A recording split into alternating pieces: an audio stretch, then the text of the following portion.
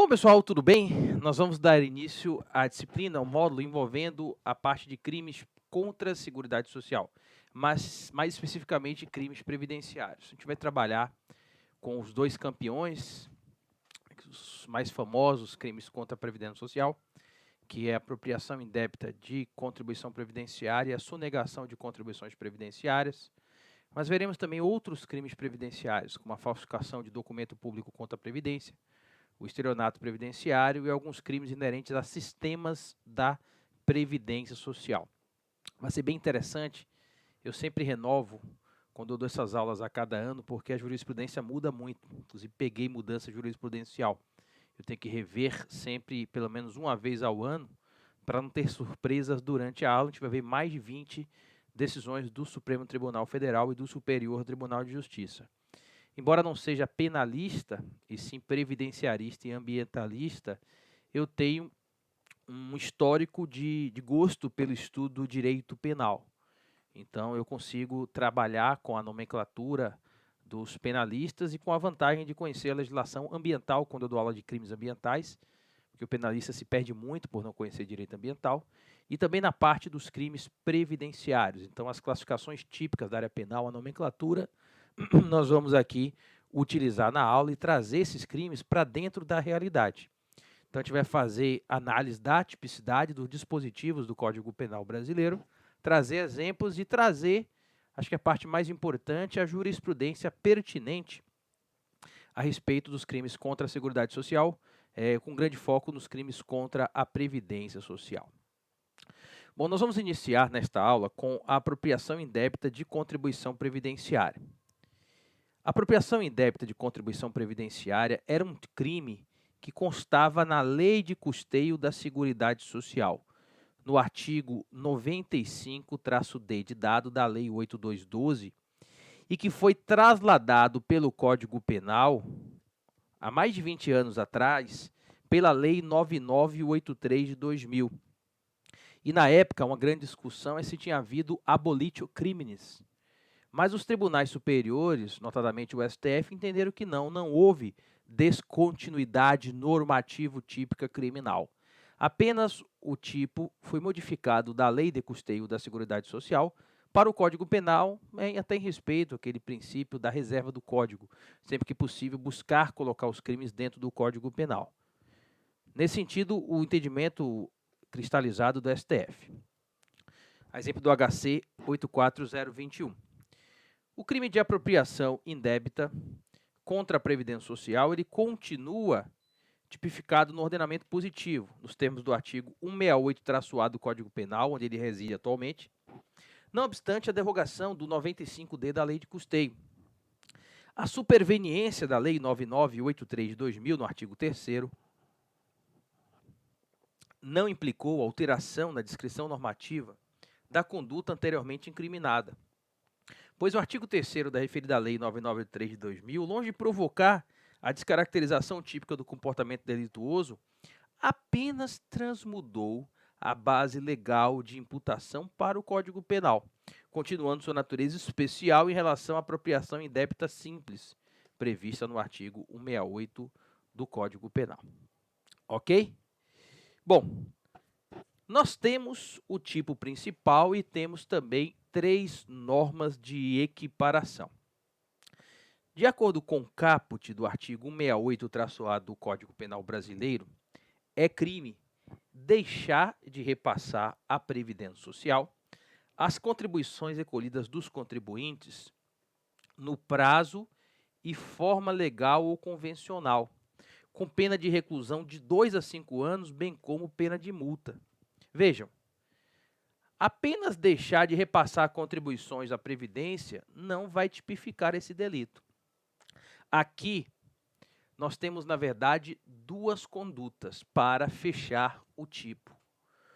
Uma conduta comissiva e uma conduta omissiva. A conduta comissiva consiste no desconto da contribuição previdenciária do contribuinte. A típica conduta aqui é praticada pelo gestor da empresa, já que pessoa jurídica, salvo crimes ambientais, e crimes econômicos que não teve regulamentação até hoje no Brasil, PJ não responde por crime ambiental. Então aqui é quem tem o poder de gestão na empresa. A empresa é o grande exemplo. Ela é responsável tributária, artigo 30 da Lei de Custeio da Seguridade Social, as regras estão lá, em descontar a contribuição do segurado a seu serviço. Quem que está a serviço da empresa? O empregado, o trabalhador avulso e o contribuinte individual que labora eventualmente para a PJ. E descontar da remuneração paga a esse contribuinte e repassar junto com a sua empresa, as duas contribuições da empresa, que sai do bolso da empresa e que ela desconta da remuneração do segurado que lhe presta serviço, e aqui é que está o crime, ela desconta. E ao invés de repassar o cofre da Previdência até o dia 20 do mês subsequente à competência, então se foi novembro até dia 20 de dezembro, se o dia 20 não é dia útil, antecipa para o primeiro dia útil anterior a respectiva contribuição previdenciária. Por exemplo, uma empresa relativamente à competência outubro de 2020, hipoteticamente falando, descontou dos salários dos seus empregados a quantia de R$20 mil. Então, os empregados receberam os salários, quando somou a contribuição desses empregados para a Previdência, deu R$20 mil. O que a empresa tinha que fazer? Preencher a guia de Previdência Social e repassar para a Previdência Social até o dia 20 de novembro, o primeiro dia útil anterior, se o dia 20 não houver expediente bancário. Só que a empresa não fez. Ao invés de descontar a contribuição da remuneração do segurado que lhe presta serviço e repassar para a Previdência até o dia 20 do mês seguinte, embolsou o dinheiro, colocou dentro do caixa da empresa, ou o gestor botou dentro do bolso, não importa. É por isso que são duas ações somadas que realizam o tipo. O desconto da contribuição, na condição de responsável tributário, conduta comissiva, e a omissão, consistente do não repasse desse recurso ao cofre da Previdência Social, na forma prevista em lei. O empregador doméstico também pode cometer, porque ele tem que descontar a contribuição do salário do seu empregado e repassar o cofre da Previdência até o dia 7 do mês seguinte à competência, se o dia 7 não for dia útil, ao primeiro dia útil anterior. E nós temos normas de equiparação, que principalmente para pegar o caso fraudulento de salário família e salário maternidade. É a grande vantagem dessas normas de equiparação do parágrafo 1º. Nas mesmas penas incorre quem deixar de recolher, no prazo legal, contribuição ou outra importância destinada à Previdência Social que tenha sido descontada de pagamento efetuados a segurados, a terceiros ou até arrecadada pelo público.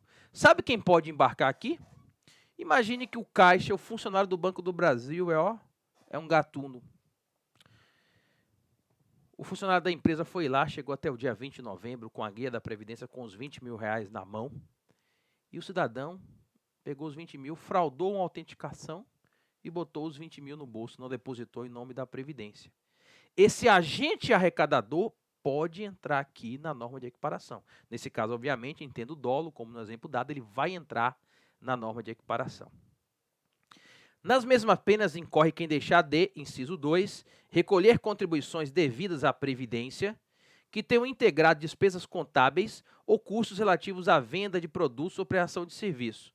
A contribuição previdenciária é um tributo que vai ser diluído no preço, então não vejo como até hoje, nesses mais de 20 anos estudando a matéria, de realizar esse item 2 de modo separado do caput ou do inciso 1, tá?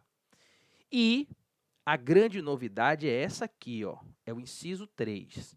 Nas mesmas penas quem incorre quem deixar de pagar benefício devido ao segurado quando as respectivas cotas ou valores já tiverem sido reembolsados à empresa pela Previdência. Aqui é SF, salário família, e SM, salário maternidade. Quem paga o salário família do empregado é a empresa. E a empresa só faz uma antecipação, defere o benefício previdenciário com delegação de função pública. Só que a empresa só faz antecipar. Isso a gente está lá dentro da Lei 8.213, no artigo 68. A empresa, quando vai pagar sua contribuição previdenciária patronal, os 20% mais o SAT, vai compensar. E aí o que tem empresa que faz? Compensa aquilo que não pagou. não pagou o salário família ao empregado, embora fosse devido, mas reembolsou daquilo que não foi pago. O mesmo pode acontecer com o empregador doméstico. Cabe ao empregador doméstico pagar o salário família do empregado doméstico a seu serviço e reembolsar do valor por compensação tributária. E isso ainda pode acontecer no salário maternidade da gestante. A empregada gestante, salvo se for empregada DMEI, que empregada DMEI, microempreendedor individual, recebe diretamente do INSS. Empregada com contrato intermitente, de acordo com o novo regulamento da Previdência, de 1º de julho de 2020, recebe diretamente do INSS.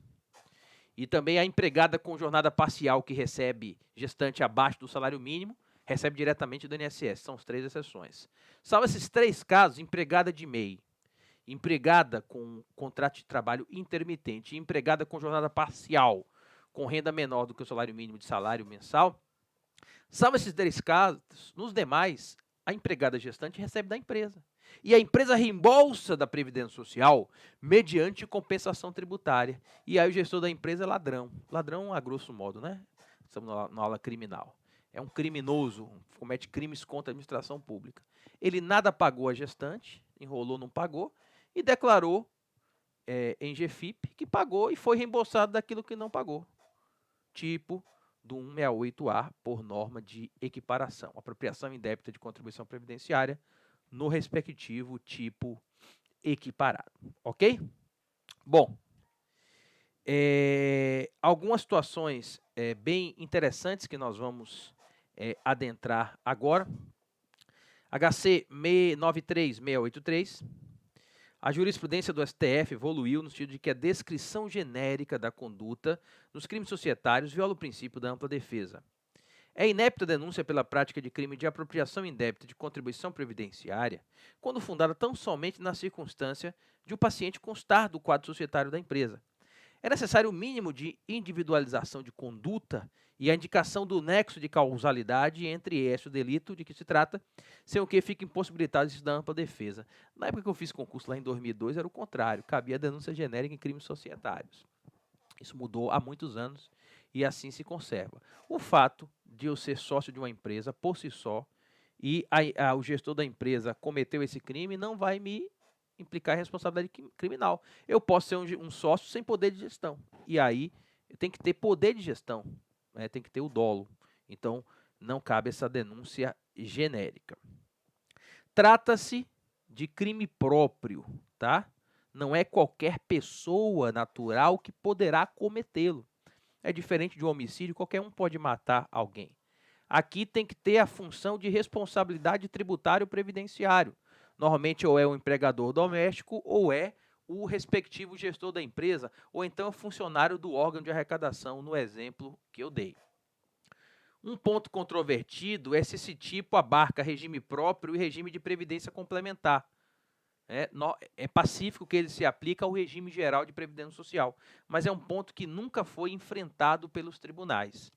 No regime geral, a contribuição previdenciária é tributo cuja dívida ativa é da União. Deixou de ser do INSS em 2007 com a Superreceita e passou para a União. Logo, é um crime que vai despertar a competência da Justiça Federal. É um crime praticado contra bens, serviços ou interesses da respectiva União, despertando a competência da Justiça Federal.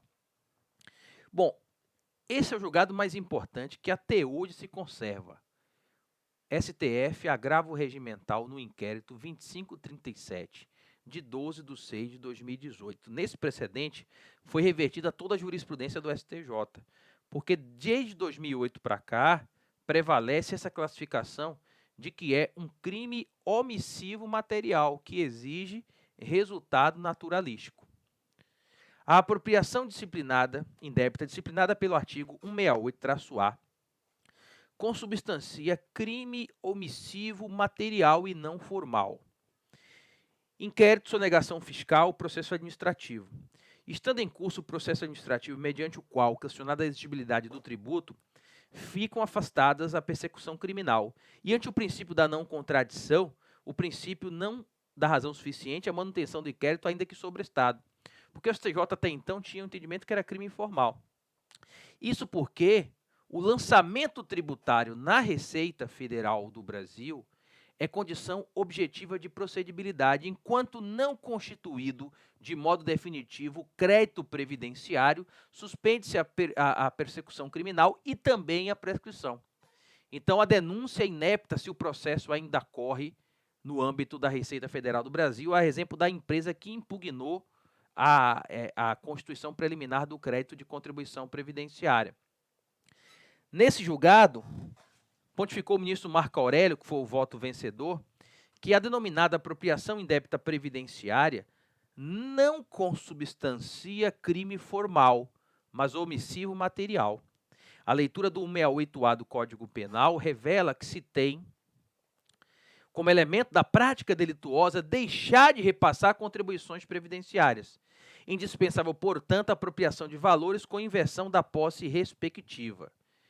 Durante um certo tempo, o STJ ainda resistiu, mas acabou lá para 2014, 2015, acabou aderindo. E em 2019, finalmente, o tema foi julgado pela terceira sessão lá do STJ no agravo regimental no ERESP 1734799, aderindo ao STF em 26 de junho de 2019. A jurisprudência desta Corte Superior, a partir do agravo regimental no inquérito 2537 de Goiás, do STF, que nós vimos agora há pouco, orientou-se no sentido de que o crime de apropriação indébita previdenciária, previsto no artigo 168-A do Código Penal, possui a natureza de delito material, a exigir para sua consumação a ocorrência do resultado naturalístico consistente no efetivo dano à Previdência. Tem-se, portanto, que o momento consumativo do delito em apreço não corresponde àquele da supressão ou da redução do desconto da contribuição, mas sim ao momento da constituição definitiva do crédito tributário, com exaurimento da via administrativa. Constituído o crédito tributário, nasce o ius puniendi e começa a correr o prazo de prescrição, ok? Também é muito pacificado que esse crime não exige o dolo específico, o ânimos de assenhoramento, né? Como os criminalistas chamam, o ânimos rem sibi habendi. Apenas o dolo genérico ou consumo. Isso é pacificadíssimo tanto no STF quanto no STJ. Primeiro aqui, o STF é firme a jurisprudência desse Supremo Tribunal Federal, no sentido de que, para a configuração do delito de apropriação indébita previdenciária, não é necessário um fim específico, ou seja, não é necessário o animus rem sibi habendi, bastando para nela incidir a vontade livre e consciente de não recolher as importâncias descontadas dos salários dos empregados da empresa pela qual o agente responde. A espécie de dolo não tem influência na classificação dos crimes segundo o resultado, pois crimes materiais ou formais podem ter como móvel tanto o dolo genérico quanto o dolo específico. O Supremo superou isso porque o entendimento dos criminalistas não é dessa natureza. Não era assim, pelo menos. O STJ tem o mesmo posicionamento. Mais uma decisão do STF, isso aqui 2013, HC 113.418, no mesmo sentido. E uma decisão de 22 de setembro de 2020 da sexta turma do STJ, agravo regimental no ARESP 1667529. Em crime de sonegação fiscal e de apropriação indébita de contribuição previdenciária, esse Superior Tribunal de Justiça pacificou a orientação no sentido de que a sua comprovação prescinde, ou seja, dispensa do dolo específico, sendo suficiente para sua caracterização a presença do dolo genérico. Ok? Bom, agora nós vamos dar sequência com a parte ligada à extinção de punibilidade. Aqui a intenção não é punir ninguém. Aqui é o chamado direito penal de arrecadação. Para que alguém vá para a cadeia por um delito desse é porque não conseguiu parcelar, não conseguiu pagar mesmo a situação. O parágrafo 2º prevê a regra geral de extinção de punibilidade. É extinta a punibilidade se o agente espontaneamente declara, confessa e efetua o pagamento das contribuições, importâncias ou valores e presta informações devidas à Previdência, na forma da lei ou do regulamento, antes do início da ação fiscal, que é o processo na respectiva Receita Federal do Brasil. Se alguém vai lá, confessa e paga antes da abertura do processo de constituição tributária na Secretaria da Receita Federal do Brasil, a punibilidade ela é extinta. Mas esse é o dispositivo que é menos utilizado, porque várias regras sucessivas de refis já previram e preveem extinção de punibilidade mesmo que tiver processo judicial com denúncia em curso, até mesmo após a coisa julgada, conforme nós vamos ver. Uma dessas regras, dentre outras, é o artigo 9º, parágrafo 2º da Lei 10.684 de 2003. É suspensa a pretensão punitiva do Estado referente aos crimes da Lei de Crimes Tributários, a 8137, e a 168A, apropriação indébita e sonegação de contribuição previdenciária, que é o 337-A, que é o próximo crime que veremos no Código Penal, durante o período em que a pessoa jurídica relacionada com o agente estiver incluída em regime de parcelamento. A prescrição criminal não corre durante o período de suspensão da pretensão punitiva e extingue-se a punibilidade dos referidos crimes quando a pessoa jurídica relacionada com o agente efetuar o pagamento integral dos débitos oriundos e tributos, inclusive os acessórios, que é a multa e juros de mora. Então, até mesmo durante a denúncia criminal, após condenação, o pagamento vai extinguir a punibilidade. É pacificado. Vejam, por exemplo, no STF, a P516, embargos de 2013, né? Em conclusão de julgamento, o plenário, por maioria, acolheu o embargo de declaração e declarou extinta a punibilidade de parlamentar apenado pela prática dos crimes de apropriação indébita previdenciária e sonegação de contribuição previdenciária. O embargante alegava que o acórdão condenatório omitira-se sobre o entendimento desta Corte acerca do pedido de extinção de punibilidade pelo pagamento integral do débito fiscal. Bem assim, sobre a ocorrência de prescrição retroativa da pretensão punitiva do Estado. No tocante à assertiva de extinção da punibilidade pelo pagamento do débito tributário realizado após o julgamento, mas antes da publicação do acórdão condenatório, reportou-se ao artigo 69 da Lei 11.941, que previu que o pagamento extingue a punibilidade pelos crimes de apropriação indébita e sonegação de contribuição previdenciária. Foi mais uma lei de refis. Justamente se dizia isso, extingue-se a punibilidade dos crimes do artigo 68 quando a pessoa jurídica relacionada com o agente efetuar o pagamento integral dos débitos oriundos de tributos e contribuições sociais, inclusive acessórios que tiverem sido objeto de condenação de concessão de parcelamento. Sublinhou-se que a eventual inconstitucionalidade do preceito estaria pendente da ADI 4273. Entretanto, haja vista que a eficácia do dispositivo não estaria suspensa, entendeu que o pagamento do tributo a qualquer tempo extinguiria a punibilidade do crime tributário, conforme já decidido no Supremo, a exemplo do HC 81929. Outro precedente do STF, HC 128245-2016, tratando-se de apropriação indébita previdenciária, o pagamento integral do débito tributário, ainda, pessoal, que após o trânsito em julgado da condenação, é causa de extinção da punibilidade, com base no artigo 9º, parágrafo 2º da Lei 10.684 de 2003. Tá lá, vai emitir um mandado de prisão, corre julgada criminal, o cara vai lá e paga, extingue a punibilidade. É direito penal de arrecadação. E isso se mantém, vide agora, em 5 de outubro de 2020, o recurso extraordinário 441-885 em agravo. Né? Está aqui, direito penal, apropriação indébita de contribuição previdenciária, pagamento integral dos valores devidos, aplicabilidade da causa de punibilidade, consonância da decisão recorrida com a jurisprudência cristalizada desse Supremo Tribunal Federal. Ok? Bom, nós temos aqui um julgado interessante, né? Tem uma tese de exclusão de culpabilidade do gestor da empresa, que seria aquela situação do gestor, vamos falar, a empresa está lá para falir, crise econômica, Covid-19, vamos botar um exemplo mais atual aqui, e lastimável. e ele pega, desconta a contribuição do salário do empregado e bota na empresa para ela não falir. Embora no caso concreto não tenha sido comprovado, mas em tese o STJ admitiu essa hipótese como uma causa supralegal de extinção de culpabilidade. Vide passagem do RESP 11.13.735.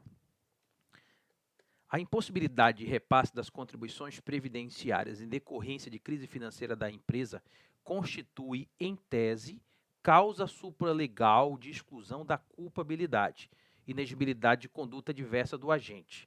E, para que reste configurado, é necessário que o julgador verifique a sua plausibilidade de acordo com os fatos concretos relevados nos autos, não bastando para tal referência a meros indícios de insolvente sociedade. Ou seja, no caso não provou, mas se vem na defesa criminal ali provando que a empresa está devendo horrores e pegou aquele dinheiro para jogar na empresa para continuar rodando, extingue a punibilidade, ok? Conforme precedente da 5ª e da 6ª turma do STJ, a apropriação indébita de contribuição previdenciária se classifica como delito instantâneo e unissubsistente. Assim, cada vez que é ultrapassado o prazo legal, sem o devido recolhimento das contribuições previdenciárias, há ocorrência de um novo crime, ou seja, vai ser crime continuada delitiva, fazendo a devida exasperação de pena conforme o Código Penal. Ou seja, se a todo mês é descontado e não é repassado, é um crime novo. Embora possa se aplicar, deva se aplicar a regra do crime continuado. Voltando ao artigo 168-A do Código Penal, vamos agora estudar o parágrafo 3º. É facultado ao juiz deixar de aplicar a pena, ou seja, perdoar, ou aplicar apenas a pena de multa, se o agente for primário e tiver bons antecedentes, desde que ele tenha promovido antes do início da ação fiscal e antes da denúncia o pagamento da contribuição social, inclusive acessório. Acaba sendo inócuo porque tem regras mais favoráveis no refis, que extingue a punibilidade já com pagamento, inclusive após a coisa julgada de acordo com o STF. A novidade aqui, na verdade, é o inciso 2. Se o valor das contribuições devidas, inclusive acessórios, seja igual ou inferior àquele estabelecido pela Previdência Social administrativamente, como sendo o mínimo para o ajustamento das execuções fiscais. Valores abaixo de R$20.000, embora sejam inscritos em dívida ativa da União, não são executados. Esse, inclusive, é o valor atual desde a portaria 75 de 2012 do extinto Ministério da Fazenda. Não inscreve em dívida ativa se é igual ou inferior a R$1.000. Se passa disso e até 20, inscreve, mas não executa. Ok? Bom, nós temos aqui um parágrafo, que é o parágrafo 4º, que foi inserido em 2018 pela Lei 13.606. A faculdade prevista no parágrafo 3º desse artigo não se aplica aos casos de parcelamento de contribuições cujo valor, inclusive acessórios, seja superior àquele estabelecido administrativamente, como sendo o mínimo para o ajustamento das execuções fiscais. Então, se parcelou e a dívida total é superior a R$20.000, não vai aplicar o parágrafo anterior. O parágrafo anterior é quando a dívida total, no inciso 2, é de até R$20.000 atualizada.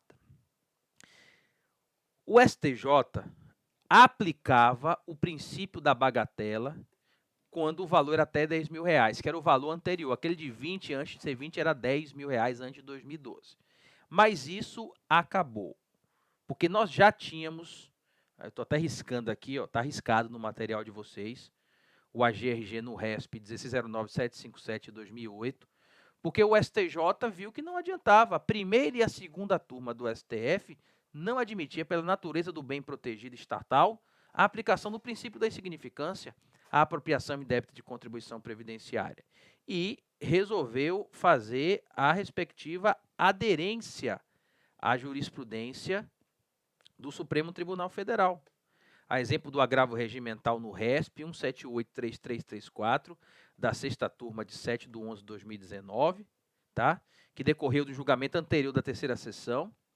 A 3ª sessão desta Corte concluiu que não é possível a aplicação da bagatela aos crimes de apropriação indébita, como também de sonegação de contribuição previdenciária, independentemente do valor do ilícito, pois esses tipos penais protegem a própria subsistência da Previdência de modo que é elevado o grau de reprovabilidade da conduta do agente que atenta contra o bem jurídico supraindividual.